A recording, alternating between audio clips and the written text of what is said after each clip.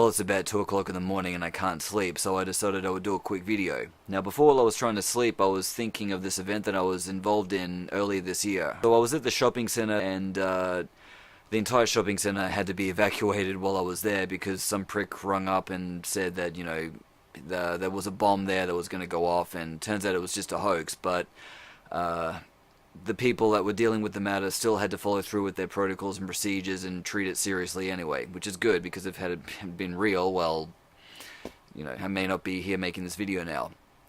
So I was in this shopping center called Coles. It's, just basically your average grocery store for people that live outside of Australia that may not be familiar with what that store is.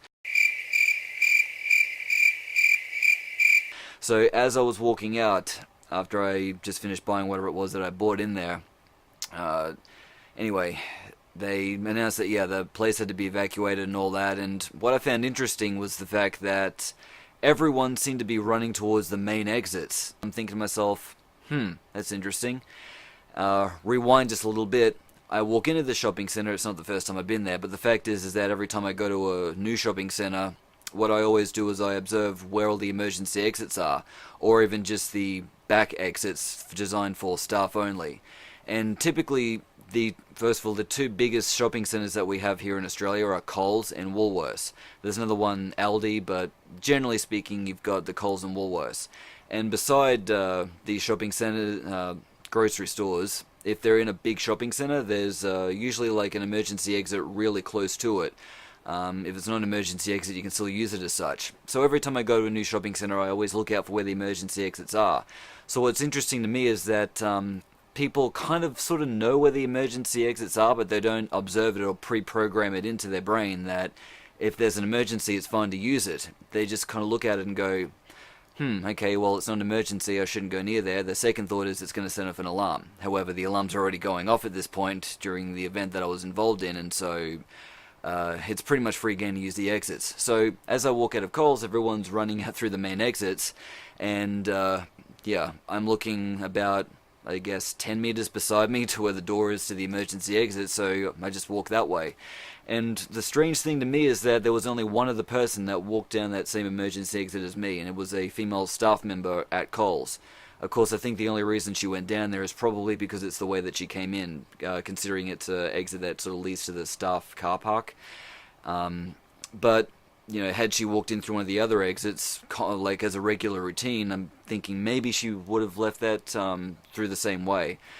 But, that's a typical human thing. I mean, you walk in through one particular exit and it's like, okay, well, I went in this way, so if there's an emergency, most people tend to go out the way that they came in. Anyway, the point I'm trying to get to is focus on where the emergency exits are and make a contingency plan as to, where the closest exits are, so that way if an event like this should happen, you don't need to go the longest distance to get out of the shopping center or whatever venue it is that you're in. You can just go to the nearest exits, which in my case were the emergency exits. And the other thing is that I think a lot of the people that were running towards the main exits as well, in that state of panic, people kind of go back to their animal instincts. And when that happens, there tends to be this herd or pack mentality that happens where people kind of feel like there's safety in numbers and they'll follow the crowd. Of course, if there was a bomb big enough in the shopping center that would level the entire place, crowd or not, yeah, we're probably going to get blown to pieces anyway if we're not lucky to get not unlucky enough to get crushed to death underneath the rubble. But anyway, sorry, kind of going on a little bit of a tangent here, but my point is that yes, focus on where all the emergency exits are, the closest exits. It's not just shopping centers. Any venue I go to, I'll always scan not just for the exits, but a lot of other stuff, such as like anything that's not nailed into the ground that I could pick up, like a stool or something, to get between me and a potential attacker.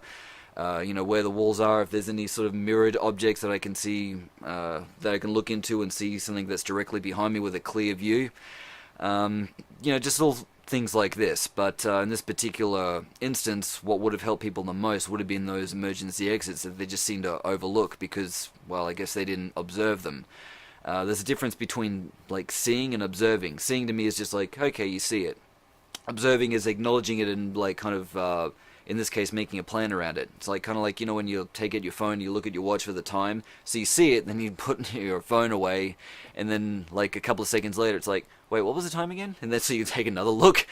It's the same kind of thing. The second time is when you're observing. The first time you just see it. So observe where these emergency exits are, and then, I guess if you know exactly where they are when shit hits the fan, that's the first place that you can run to, and it just seems to be a much more effective option, in my opinion. So, thanks for watching, and stay safe.